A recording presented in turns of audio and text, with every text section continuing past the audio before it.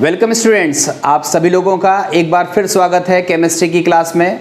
Students, हम सभी लोग अपने पिछले कुछ एक वीडियो से जिस चैप्टर की स्टडी कर रहे हैं उसका नाम है विलयन, या जिसको हम बोलते हैं सॉल्यूशन। देखो, मैं सॉल्यूशन के आप सभी लोगों को 10 वीडियो दे चुका हूँ। उम्मीद है आप सभी लोगों ने वो 10 वीडियो क्रम से देखे होंगे। मैं आपको फिर बता चुका हूँ, ये सवालों का चैप्टर है, इसमें ज़्यादातर न्यूमेरिकल ही पूछे जाने की प्रोबेबिलिटी है। थ्योरी भी सफिशिएंट है, बट हम उन थ्योरी को जब पढ़ेंगे तो हमें बार बार थ्योरी तो तभी फ्रूटफुल रहती है ना जब हम उस थ्योरी को अप्लाई कर पाएँ। इसलिए इस सवालों के लेसन में मैं ज़्यादातर आप लोगों को अभी तक न्यूमेरिकल की प्रैक्टिस करा रहा हूँ। पिछले 2 वीडियो से मैं मिसलेनियस क्वेश्चन आपको प्रोवाइड कर रहा हूँ जो कि विलयन की सांद्रताओं को व्यक्त करने की विधियों पर आधारित थे। आज ये तीसरा और लास्ट वीडियो है मिसलेनियस का, जिसमें हम मिक्सअप क्वेश्चंस को लेंगे। हमें पता नहीं है कि हम किस चीज़ को ले रहे हैं, उस क्वेश्चंस को हम लेंगे और सॉल्व करेंगे। सॉल्व करने के लिए जिन भी बच्चों ने अगर वो पिछले वीडियो नहीं देखे हैं, अगर आज से वो वीडियो देखना स्टार्ट किए हैं, तो आप चैनल की प्लेलिस्ट में जाएँ, विलयन लेसन को सर्च करें। उस विलयन वाले लेसन में क्रम से वीडियो डले हुए हैं। आपको कुछ भी नहीं करना है, क्रम से वीडियो को देखना है और सॉल्व करना है। देखो, मैं आपको सवाल स्टार्ट करूं उससे पहले मैं आपसे एक ही रिक्वेस्ट फिर से करना चाहता हूं। आप पहले पेन कॉपी को दूर रख दीजिए और जो मैं कर रहा हूं उस तरीके को पहले समझिए। क्वेश्चन केवल लिखिए। जब आपको तरीका समझ में आ जाए तो वीडियो को फिर रख दीजिए, कॉपी किताब को अलग रख दीजिए। आप अपने काम करिए। 2, 4, 5 घंटे में आप फिर उन लिखे हुए क्वेश्चंस पर आइए और थोड़ा सोचिए कि आपने वो क्वेश्चन कैसे किए थे। अगर आप वो क्वेश्चन सही एक बार में लगा देते हो तो आपने वीडियो सही तरीके से देखा है। अगर अटक जाते हो तो फिर आप देखिए दोबारा से और फिर वही प्रोसेस करिए जो मैं बार बार कह रहा हूँ। देखो, अगर आप मेरी बात को मानते हो तो आपको क्वेश्चन करने बहुत अच्छे आ जाएंगे। बाकी मर्ज़ी आपकी है, जो आपको करना हो आप उसके लिए स्वतंत्र हैं। मैं आपको घर पे देखने के लिए तो नहीं आ रहा हूँ कि आप कैसे कर रहे हो, बट समझा सकता हूँ, बता सकता हूँ। मैंने बता दिया, अब बाकी मर्ज़ी आपकी है कि आप इसको कैसे सॉल्व करते हो। ठीक है, तो आइए हम सवालों पर आते हैं। हमारा सवाल है, जल में यूरिया का एक विलयन भारानुसार 6% है। देखो, भारानुसार 6% का मतलब है 6% W/W। ये होता है भारानुसार का मतलब। ठीक है, भारानुसार का मतलब है 6% W/W। जल में यूरिया का विलयन है और आपको यूरिया और जल के मोल प्रभाज निकालने हैं। तो देखो, सॉल्व कैसे करेंगे इसका ध्यान से समझिएगा। सबसे पहले हम लिखेंगे 6% W/W यूरिया विलयन प्रदर्शित करता है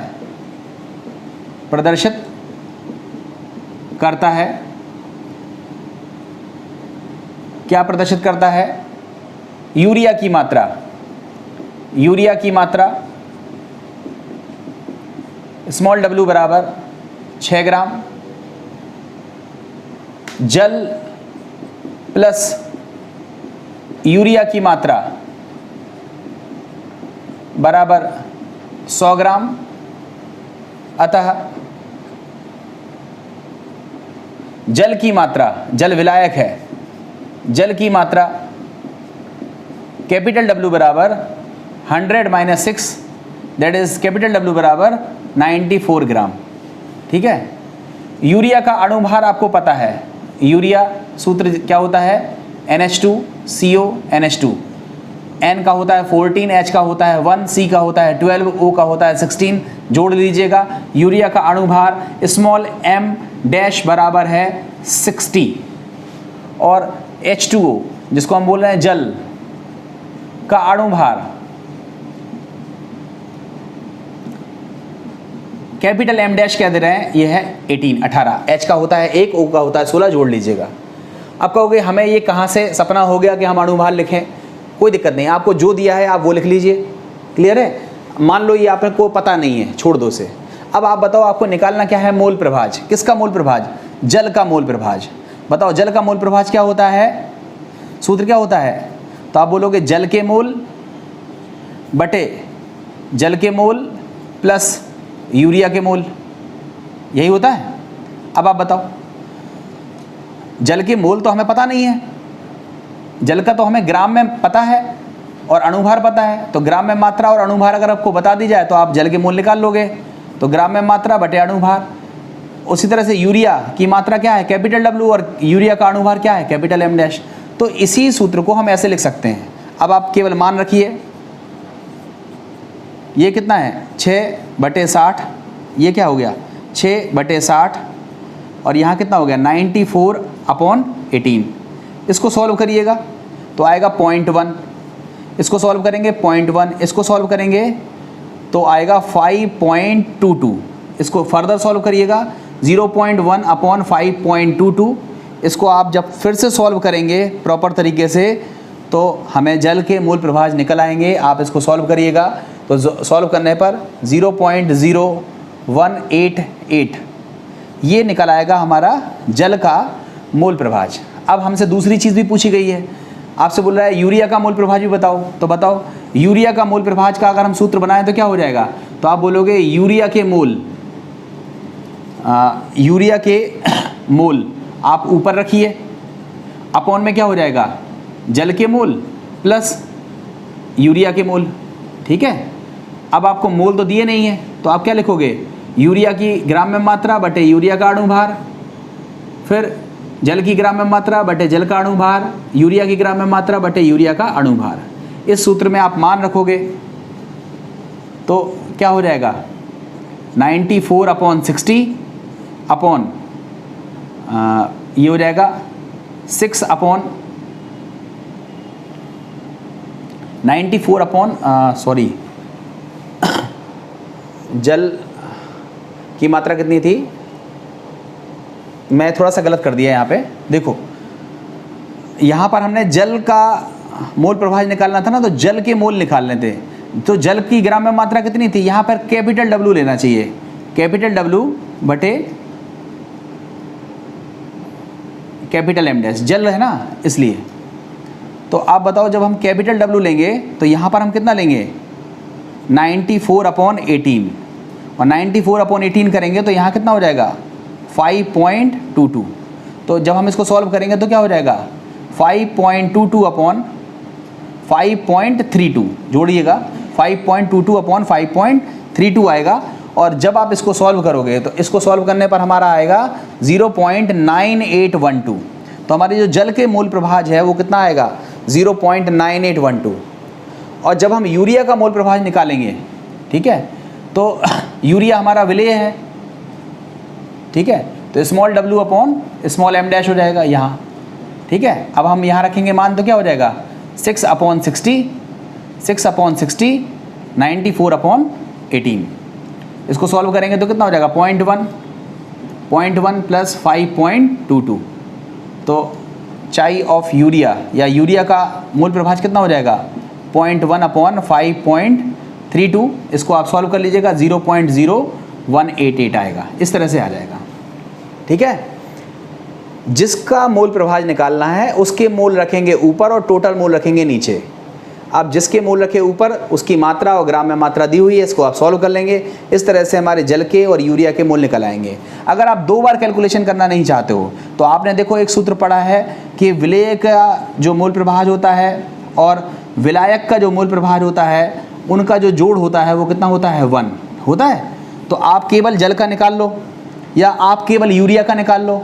तो अगर आप यूरिया का मान रख दोगे और 1 में से घटा दोगे तो जल के मोल निकल आएंगे, मोल प्रभाज निकल आएगा। ठीक है, या फिर जल का मोल प्रभाज निकालने के बाद 1 में से घटा दोगे तो यूरिया का मोल प्रभाज निकल आएगा। तो इस तरीके से आप इसका यूज़ करके भी एक निकालने के बाद दूसरा जल्दी से सॉल्व कर सकते हो। अदरवाइज़ तरीका आपके पास दोनों हैं, जो तरीके से आप करना चाहो उस तरीके से आप कर सकते हो। ये बहुत अच्छा क्वेश्चन है। इसी क्वेश्चन को पूछने का तरीका बदल देते हैं, पूछते हैं कि 6% W/W यूरिया विलयन में जल तथा यूरिया के मूल प्रभाजों की गणना करो। ठीक है, तो क्वेश्चन किसी भी तरह से पूछा जाए, करना आपको आ गया तो आप कर सकते हो। ठीक है, अब हम देखते हैं नेक्स्ट क्वेश्चन। देखो हमारा नेक्स्ट क्वेश्चन है 72 ग्राम जल और 92 ग्राम एथिल अल्कोहल के मिश्रण में दोनों के मूल प्रभाजों की गणना करो। देखो हमने क्या करके बोला कि जो जल की मात्रा है W ऑफ H2O कितनी है 72 ग्राम, और W ऑफ एथिल अल्कोहल कितना है 92 ग्राम। आप बताओ जल का अणुभार आप निकाल सकते हो, H का होता है 1, O का होता है 16, जोड़ेंगे कितना आ जाएगा 18। अगर हम एथिल अल्कोहल का अणुभार निकालना चाहें, ठीक है, तो एथिल अल्कोहल का अणुभार कितना हो जाएगा, तो देखो सूत्र क्या है C2H5OH। इसमें 2 कार्बन है, 6 हाइड्रोजन है और 1 ऑक्सीजन है। C का 12, H का 1 और O का 16। इसको हम जोड़ेंगे तो 12 दूना 24, 6 और 16 टोटल करेंगे तो 46 आ जाएगा। तो मतलब एथिल अल्कोहल का अणुभार हमारा कितना है 46। अब आपसे पूछा दोनों के मोल प्रभाज निकालो, तो बताओ हम पहले किसका निकालें, जल का निकालते हैं। तो बताओ जल का मोल प्रभाज का सूत्र क्या हो जाएगा, तो आप बोलोगे जल के मोल बटे जल के मोल प्लस एथिल अल्कोहल के मोल। ठीक है, अब मोल आपको सवाल में दिए नहीं है, हाँ सवाल में आपको ग्राम में मात्रा दी है, तो आप मोल कैसे निकालते हो, ग्राम में मात्रा बटे अणुभार, फिर ग्राम में मात्रा बटे अणुभार। देखो जिसका अणुभार है वो सफिक्स में लिखा हुआ है, एथिल अल्कोहल का ग्राम में भार बटे एथिल अल्कोहल का अणुभार, मान रख दो। जल की ग्राम में मात्रा कितनी है 72, जल का अणुभार कितना है 18। ठीक है, 72/18। एथिल अल्कोहल की मात्रा कितनी है 92/46। अब देखो 18 से ये 4 बार कट जाएगा, ठीक है, तो ये हो जाएगा 4, ये 4 बार कटेगा, और 96 से 2 बार कट जाएगा, तो 4 + 2 तो कितना हो जाएगा 4/6, दैट इज 2/3। और सॉल्व करेंगे तो 0.66। तो बताओ जल के मोल प्रभाज हमारे कितने निकल के आ गए 0.66। अब आपको क्या निकालना है एथिल अल्कोहल का, तो या तो ऐसे ही सूत्र लगा दो, या फिर ऐसा लिखो कि जल का मोल प्रभाज प्लस एथिल अल्कोहल का मोल प्रभाज, इन दोनों का जोड़ कितना होता है 1। तो बताओ एथिल अल्कोहल का मोल प्रभाज कितना हो जाएगा, तो आप बोलोगे 1 माइनस जल का मोल प्रभाज, 1 में से 0.66 को माइनस करोगे तो 0.34, ये हमारा आंसर आ जाएगा। ठीक है, तो इस तरह से हमें इस क्वेश्चन को सॉल्व करना था। ये सिंपल क्वेश्चन है, कैलकुलेशन सरल है, इससे आपके मोल प्रभाज के फॉर्मूले का न केवल रिवीजन होगा बल्कि आप इस क्वेश्चन को जल्दी से कर सकते हो। तरीका वही है जो मैं आपको कई बार बोल चुका हूँ, क्वेश्चन का सॉल्यूशन आप तसल्ली से देखिए, कोई जल्दबाजी नहीं है, मगर आप प्रैक्टिस करने के लिए क्वेश्चन लिख करके छोड़ दें और तुरंत मत करें, क्योंकि तुरंत की चीज़ तो तुरंत आपको याद है ना, आप फटाफट लिख लोगे। आप 2-4 घंटे बाद देखेंगे तो आप खुद ही देखोगे आप भूले भूले से लगोगे।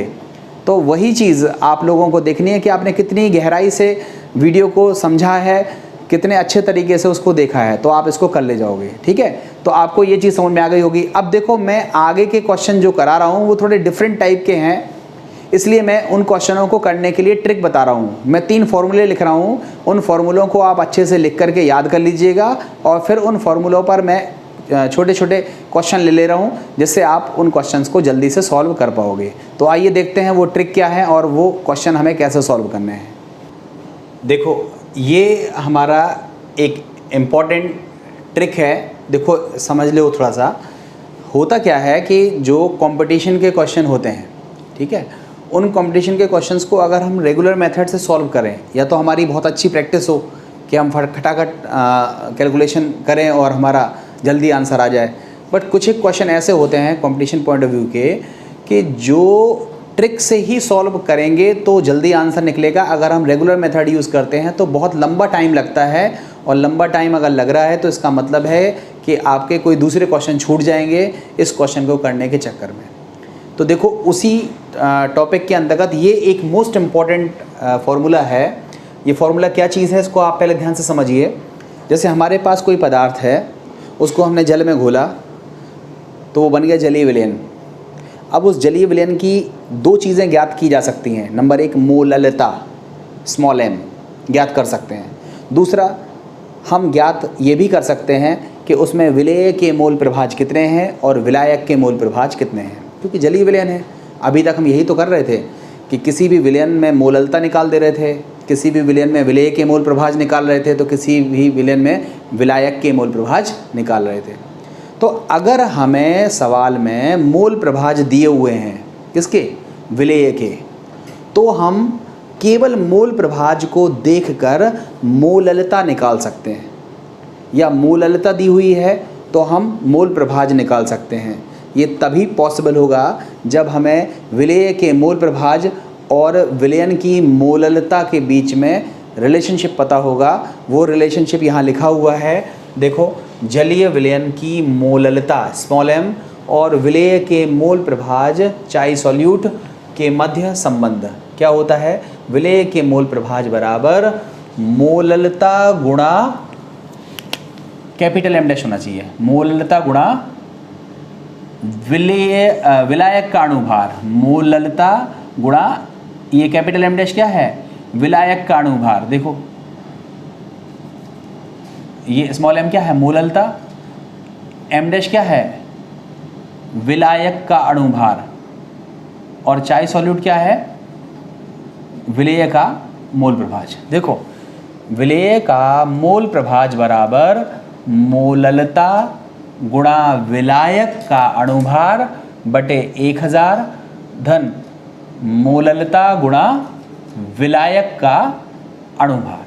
ठीक है, ये हमारा फॉर्मूला होता है, इसको आप याद कर लीजिए।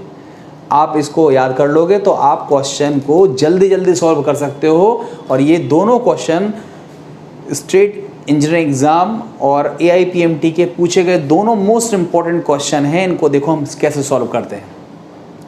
पहले मैं इस क्वेश्चन को इसको कर दे रहा हूँ। चलो, एक सल्फ्यूरिक अम्ल विलयन की मोललता की गणना करो। मोललता की गणना करना है, ठीक है, जिसमें जल का मोल प्रभाज चाई ऑफ वाटर 0.85 है। ठीक है, सल्फ्यूरिक अम्ल का जलीय विलयन है, मतलब हम चाई ऑफ H2SO4, ये क्या है, ये विलेय है, H2SO4 विलेय है और H2O क्या है, विलायक है। तो अगर हम H2SO4 के मोल प्रभाज निकालना चाहें तो 1 माइनस जल का मोल प्रभाज 1 माइनस 0.85, इसको जब आप सॉल्व करोगे तो चाई ऑफ H2SO4 कितना प्राप्त हो जाएगा, 0.15। कहोगे ये क्यों निकाला भाई, आप बताओ। हम ये सूत्र लगाएंगे मोल प्रभाज, तभी तो हम मोललता निकाल पाएंगे। तो ये मोल प्रभाज किसके हैं, विलेय के। तो हमको तो विलायक का मोल प्रभाज दिया था, 1 में से घटा देंगे तो विलेय का मोल प्रभाज निकल आएगा। अब आप बताओ हम क्या लगाने वाले हैं, विलेय का मोल प्रभाज बराबर मोललता गुणा विलायक का अणुभार। अब बताओ विलायक कौन सा है, जल, जल का अणुभार बटे 1000 प्लस मोललता गुणा विलायक का अणुभार, एक बार फिर से।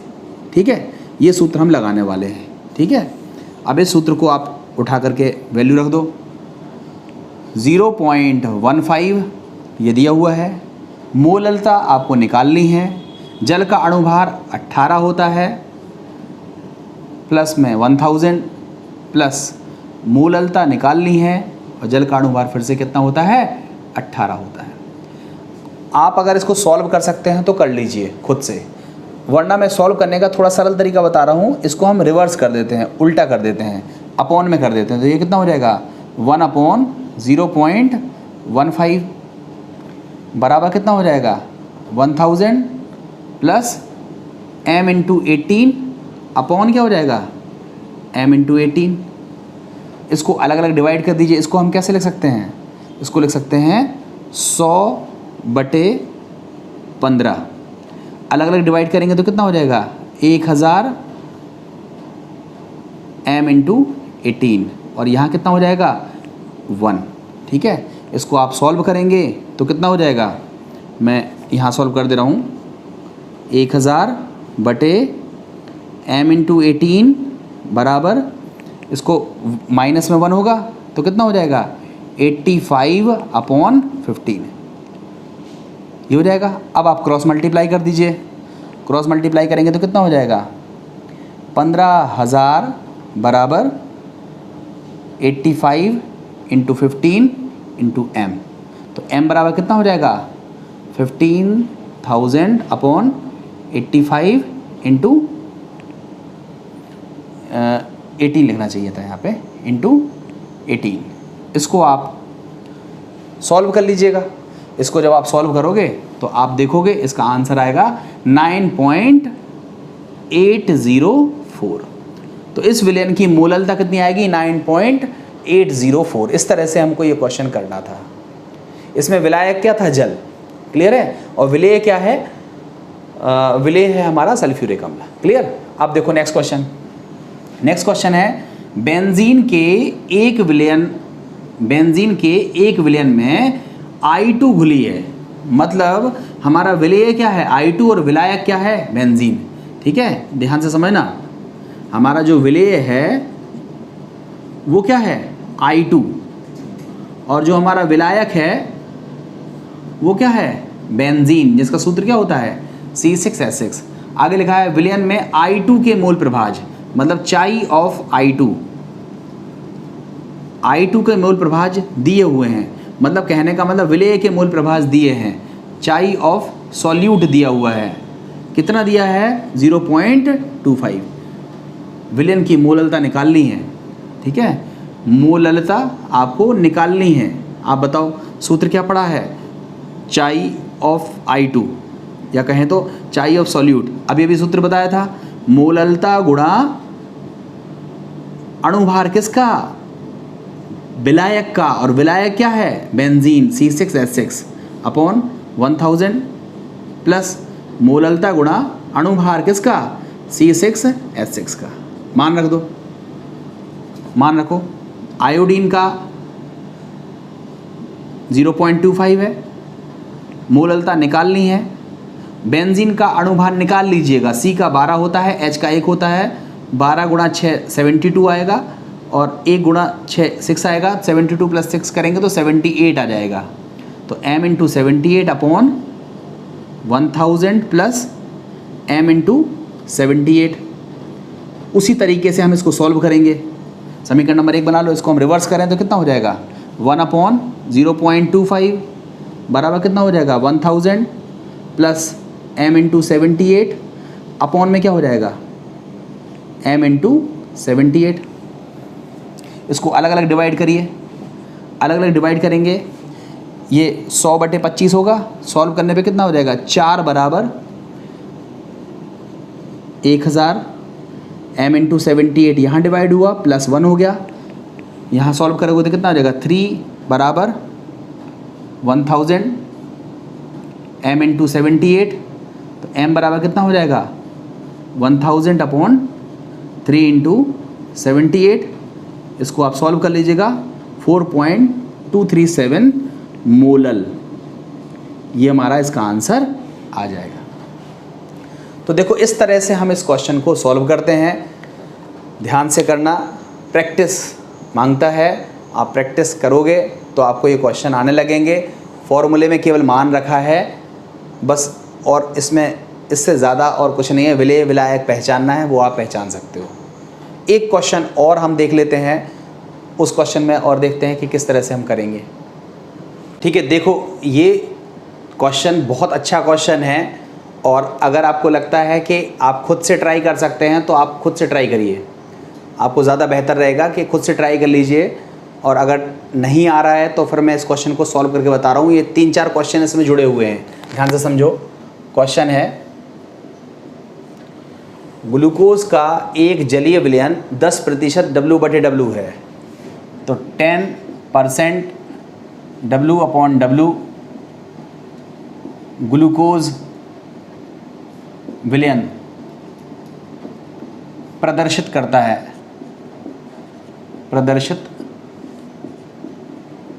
है ग्लूकोज की मात्रा, या कहें तो विलेय की मात्रा स्मॉल w बराबर 10 ग्राम, और ग्लूकोज प्लस जल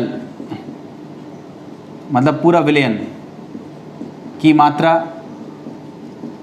बराबर 100 ग्राम, अतः जल की मात्रा कितनी हो जाएगी 100 माइनस 10, कैपिटल W बराबर हो जाएगा 90 ग्राम। तो देखो स्मॉल w आया 10 ग्राम, कैपिटल W आया 90 ग्राम। ये जिसका मतलब था हमने इतना लिख लिया। आगे बोल रहा है विलयन की मोललता, विलयन की मोललता क्या होगी, क्या है, मतलब मोललता निकालनी है। स्मॉल m आपको निकालना है। आप बताओ स्मॉल m का सूत्र क्या होता है, विलेय की ग्राम में मात्रा बटे विलेय का अणुभार बटे विलायक का भार ग्राम में गुणा 1000। ये होता है ना सूत्र, मान रख दो। विलेय की मात्रा कितनी है 10, ये अणुभार किसका, ग्लूकोज का। आप बताओ ग्लूकोज का सूत्र क्या होता है, C6H12O6, कार्बन का होता है 12, H का होता है 1 और O का होता है 16। 72 प्लस 12 प्लस 96, इन सबको जोड़ोगे तो कितना हो जाएगा 180। तो ग्लूकोज का जो अणुभार होता है वो कितना होता है 180। तो m डैश का मान कितना रखेंगे 180 और विलायक की मात्रा कितनी है 90। ये 0 से 0 कट जाएगा तो m बराबर कितना हो जाएगा 100 अपॉन 18 162 हो जाएगा। ठीक है, अब जब 100 में आप 162 से डिवाइड करोगे तो डिवाइड करने पर 0.617 ये आएगा आंसर। तो हमारे पहले पार्ट का आंसर हो गया कि विलयन की मोललता कितनी होगी 0.617। इतनी चीज़ तो क्लियर हो गई। अब आगे बोल रहा है प्रत्येक घटक का मोल अंश। मोल अंश का मतलब है मोल प्रभाज। अब बताओ मोल प्रभाज दो अंश होंगे, एक तो होगा ग्लूकोज C6H12O6, इसका मोल प्रभाज कैसे निकलेगा, तो आप बोलोगे ग्लूकोज के मोलों की संख्या बटे में ग्लूकोज के मोल प्लस जल के मोल। ठीक है, तो आप बताओ ग्लूकोज का मोल प्रभाज कितना होगा। अब ग्लूकोज के मोल तो दिए नहीं हैं, हमें तो ग्लूकोज की मात्रा दी है वो भी 10 ग्राम। तो हम क्या लिखेंगे ग्लूकोज की मात्रा बटे ग्लूकोज का अणुभार। क्लियर है ना। मोल कैसे निकलता है, पदार्थ की ग्राम में मात्रा बटे अणुभार। तो ग्लूकोज की मात्रा कितनी है 10 और अणुभार कितना है 180। इसी तरह से यहाँ कितना हो जाएगा 10 बटे 180 प्लस जल की मात्रा कितनी है 90 और उसका अणुभार कितना होता है 18। इसको आप सॉल्व कर लीजिएगा तो चाई C6H12O6 ग्लूकोज का मोल प्रभाज हम निकाल पाएंगे। ठीक है, इसको आप सॉल्व कर लेंगे तो ग्लूकोज का जो मोल प्रभाज है वो कितना आएगा 0.01 आ जाएगा। चेक कर लेना, आप सॉल्व कर लेना। ठीक है, अब आप बताओ हमसे दूसरा अंश क्या है जल, इसका मोल प्रभाज कितना होगा, तो आप बोलोगे 1 माइनस ग्लूकोज का मोल प्रभाज घटा दो। तो जो हमारा जल का मोल प्रभाज होगा वो 1 माइनस 0.01, इसको सॉल्व करेंगे तो हमारा जल का मोल प्रभाज कितना आ जाएगा 0.99। तो ये हमारा आंसर हो गया और ये भी हमारा आंसर हो गया। ठीक है, तो हमने दो चीज़ें निकाल ली, ग्लूकोज के 10% विलयन की मोललता निकाल ली तथा प्रत्येक घटक का मोल अंश निकाल लिया। अब हमको आगे बताना है यदि विलयन का घनत्व 1.2 ग्राम प्रति मिलीलीटर हो तो मोलरता क्या होगी। ठीक है, अब देखो मोलरता क्या होगी। अब आप मोलरता को कैसे निकालोगे उसको मैं थोड़ा सा मिटा रहा हूँ, उसको सॉल्व कर रहा हूँ। मैं ये चीज़ हटा दे रहा हूँ। ठीक है, ध्यान से समझिएगा। अब हमको क्या निकालनी है, तीसरे पार्ट में मोलरता निकालनी है। तो आप बताओ मोलरता का सूत्र क्या होता है, विलेय की ग्राम में मात्रा बटे विलेय का अणुभार बटे विलयन का आयतन मिलीलीटर में गुणा 100 होता है। तो इस सूत्र में मान रखना है। आप बताओ, स्मॉल w का मान पता है 10 ग्राम, m डैश का मान पता है 180, ये v नहीं पता है। v क्या है? विलयन की आयतन, और हमको क्या दिया है? विलयन की मात्रा दी है। ठीक है, तो देखो घनत्व बराबर होता है द्रव्यमान बटे आयतन होता है। घनत्व कितना दिया है? 1.2। विलयन का द्रव्यमान कितना है? 100। तो विलयन का आयतन v निकल आएगा। v कितना हो जाएगा? 100 में 1.2 से डिवाइड करेंगे तो ये मिलीलीटर में हमारा क्या आ जाएगा? आयतन। तो हमारा आयतन कितना आया? 100/1.2। सॉल्व नहीं किया मैंने, ऐसे लिख दिया। अब आप पूरा का पूरा मान यहाँ रख दीजिए मोलरता में। तो मोलरता कितनी हो जाएगी? विलय की मात्रा 10 बटे अणुभार 180, और आयतन कितना है? 100 बटे में है तो ऊपर लिख दे रहे हैं 1.2। 0 0 0 0 कट गया, एक 0 और कट गया, तो m बराबर कितना हो गया? 10 से मल्टीप्लाई करोगे तो कितना हो जाएगा? 12/18। 6 से काटोगे, सॉल्व करोगे तो 0.666 आगे जाएगा, तो 0.667। तो इस तरह से जो हमारी मोलरता आएगी वो कितनी आएगी? 0.667, और आगे मात्रा क्या हो जाएगा? मोल प्रति लीटर। इस तरह से हम लोगों को ये क्वेश्चन सॉल्व करना था। देखो ये बहुत अच्छा क्वेश्चन था, हम आपको बता चुके हैं। इसमें 10% W/W ग्लूकोज विलयन है, उसी की मोललता निकालनी है, मोलरता निकालनी है, घनत्व दिया है, और मोल फ्रैक्शन निकालना है, मोल अंश निकालना है। तो इस क्वेश्चन को आप अच्छे से कर लीजिएगा। इस जैसे और भी क्वेश्चंस की आप प्रैक्टिस करिएगा, आपको क्वेश्चंस आने लगेंगे। मैं आपको फिर बोल रहा हूँ, प्रैक्टिस बहुत ज़रूरी है। क्वेश्चन कम से कम आप नहीं नए क्वेश्चन कर सकते, तो एटलीस्ट जितने क्वेश्चन मैंने पिछले वीडियो से लेकर अब तक कराए हैं, सारे क्वेश्चंस आप लिख के रखिए। तुरंत सॉल्व मत करिए, कई बार कह चुका हूँ, रखिए और 2 घंटे बाद, 3 घंटे बाद अगर टाइम मिले तो 2-3 दिन बाद आप उसको सॉल्व करके देखिए और चेक करिए अपने आप को कि आपको कितना याद है। सवालों के लिए ये बहुत ज़रूरी चीज़ है, खासकर केमिस्ट्री के सवालों के लिए अप्रोच आपको करना आ गया होगा। अब आपकी प्रैक्टिस बहुत ज़रूरी है, जितनी अच्छी आप प्रैक्टिस करोगे उतना अच्छा टॉपिक आपको समझ में आ जाएगा। तो आप सभी लोगों को अगर ये वीडियो पसंद आया हो तो अपने दोस्तों तक इसको ज़रूर भेजिए, लाइक कमेंट भी कीजिए। उम्मीद है आप सभी लोगों को पसंद आया होगा। जिन बच्चों ने अभी तक चैनल सब्सक्राइब नहीं किया है वो जल्दी से चैनल को सब्सक्राइब करके बेल आइकन को प्रेस कर दें, जिससे उनको रेगुलर नोटिफिकेशन मिल सके कि जब भी वीडियो आता है उनको पूरा ढूंढना ना पड़े। केवल नोटिफिकेशन पर क्लिक करके आप इमीडिएटली वीडियो को देख सकते हैं। रेगुलरिटी से आप वीडियो को देखते रहिए, धीमे धीमे करके आप सभी लोग बहुत अच्छी केमिस्ट्री सीख जाओगे। उम्मीद है ये वीडियो आपको पसंद आया होगा। Thank you very much.